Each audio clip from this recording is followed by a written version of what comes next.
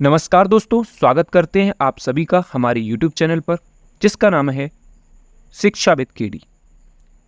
जैसा कि थंबनेल देकर के आपको समझ में आ गया होगा कि आज हम पढ़ेंगे यूपी टेट 2011 के हिंदी के पिछले पेपर जो पूछा गया था 2011 में, किस तरीके के प्रश्न बने थे उसमें। तो आज हम इन सभी प्रश्नों को डिस्कस करेंगे। 5 से 6 मिनट की ये वीडियो है, आप वीडियो को पूरा वॉच कीजिएगा, आपको सारे क्वेश्चन समझ में आ जाएंगे। बढ़ते हैं, पहले क्वेश्चन की तरफ देखते हैं। नीचे कुछ शब्द दिए गए हैं, उनमें प्रयुक्त उपसर्ग का चयन करना है। उपसर्ग आपको ढूंढना है अपमान के अंदर। तो पहला शब्द क्या है? अपमान। इसमें उपसर्ग हो जाएगा अप। आई होप आपको ये सारे क्वेश्चन समझ में आ जाएंगे। पहला क्वेश्चन कंप्लीट होता है। दूसरा क्वेश्चन हमारे सामने है, दुर्व्यवस्था में उपसर्ग आपको बताना है। तो दुर्व्यवस्था में दुर जो है वो उपसर्ग के रूप में काम कर रहा है। अगला प्रश्न हमारे सामने है, 33वां प्रश्न देखेंगे हम। पराजय शब्द का जो है उपसर्ग बताना है। पराजय में कौन सा उपसर्ग यूज हो रहा है? तो पराजय में परा शब्द जो है वो उपसर्ग के रूप में काम कर रहा है। अगला प्रश्न में हमारे सामने 34वां प्रश्न, द्विगु समास का उदाहरण है। तो इसका राइट आंसर होगा नवग्रह। नवग्रह जो है वो द्विगु समास का उदाहरण हो जाएगा। अगले प्रश्न की तरफ बढ़ेंगे। हिंदी किस लिपि में लिखी जाती है? तो आप सभी को पता होगा हिंदी जो है वो देवनागरी लिपि में लिखी जाती है। और अगर बात करें पंजाबी की तो गुरुमुखी जो है पंजाबी की लिपि मानी जाती है। अगला है 36वां प्रश्न, सर्वनाम के कितने भेद होते हैं? तो सर्वनाम के कुल मिलाकर के 6 भेद माने जाते हैं। सर्वनाम के कुल मिला के 6 भेद हैं। अगले प्रश्न की तरफ बढ़ते हैं। 37वां प्रश्न है हमारे सामने, आकाश पाताल के बीच लगने वाला ये चिन्ह कौन सा होगा? तो इस चिन्ह को कहा जाता है योजक चिन्ह। तो याद रखिएगा 37वें प्रश्न का ऑप्शन नंबर सी हमारा करेक्ट आंसर होगा। 38वां प्रश्न हमारे सामने है, यह नई साड़ी है। तो वाक्य में नई शब्द क्या है? तो ये विशेषण है। तो क्यों? साड़ी की विशेषता बता रहा है तो ये विशेषण हो जाएगा।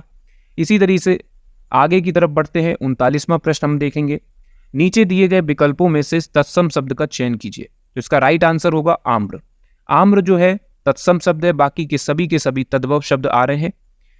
40वां प्रश्न हमारे सामने है, दिए गए विकल्पों में से तद्भव शब्द का चयन कीजिए। तो इसका सही आंसर होगा ऑप्शन नंबर डी, मुंह। मुंह जो है वो तद्भव शब्द है, बाकी के सभी तत्सम शब्द आ रहे हैं इसमें। अगला प्रश्न हमारे सामने, निम्नलिखित में से कौन सा शब्द सूर्य का पर्यायवाची नहीं है? ध्यान से प्रश्न को पढ़िएगा, इसका राइट आंसर होगा यामिनी। अगला प्रश्न हमारे सामने है 42वां प्रश्न हम देखेंगे, मनोरथ शब्द का संधि विच्छेद क्या होगा? तो इसका आंसर होगा मना plus Rath. Option number A में सही आंसर लिखा हुआ है। अगले प्रश्न की तरफ बढ़ जाते हैं हम।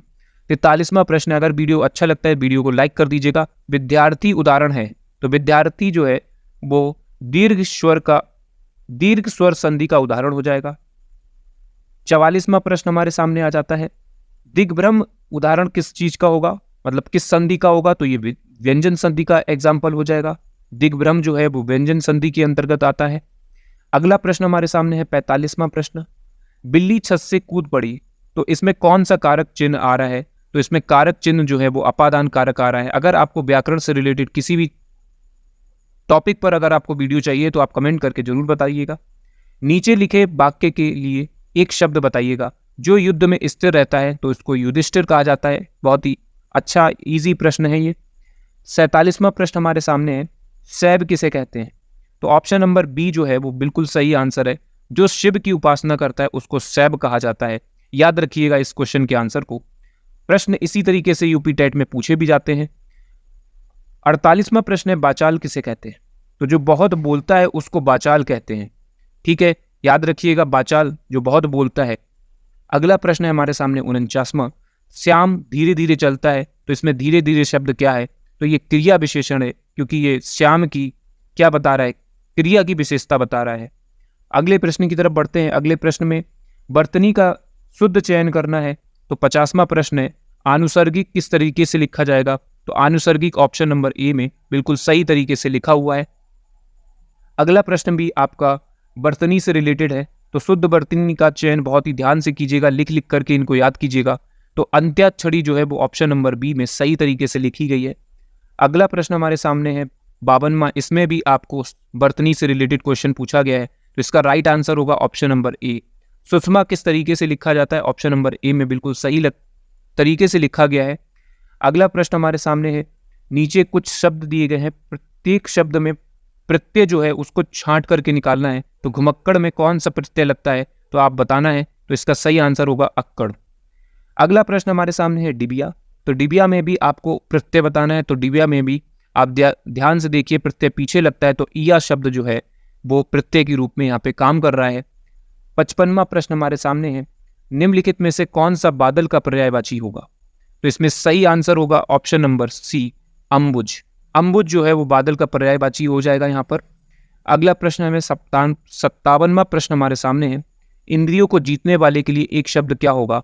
तो इसका सही आंसर होगा जितेंद्रिय। 57वें प्रश्न का ऑप्शन नंबर डी जितेंद्रिय हो जाएगा। अगला प्रश्न हमारे सामने है 58वां, आप आ गए वाक्य में आहा शब्द क्या है। तो ये अव्यय शब्द है। आहा जो है वो अव्यय शब्द के रूप में काम कर रहा है। 59वां प्रश्न हमारे सामने, निम्नलिखित में से पुल्लिंग शब्द का चयन कीजिए। मतलब जो पुल्लिंग हमेशा रहता है उसको बताना है। तो इसमें पानी जो शब्द है वो पुल्लिंग है। अगला प्रश्न हमारे सामने है, अंतिम प्रश्न है, पवन का संधि विच्छेद क्या होगा। तो प प्लस अन, ऑप्शन नंबर बताइए कौन सा ऑप्शन होगा। ऑप्शन नंबर सी जो है वो करेक्ट आंसर होगा, प प्लस अन इसका सही आंसर है। अगर आपको ये वीडियो हेल्पफुल लगा हो तो वीडियो को लाइक कर दीजिएगा, इस वीडियो को ज़्यादा से ज़्यादा लोगों तक शेयर कर दीजिएगा। मिलते हैं नेक्स्ट वीडियो में, तब तक के लिए धन्यवाद।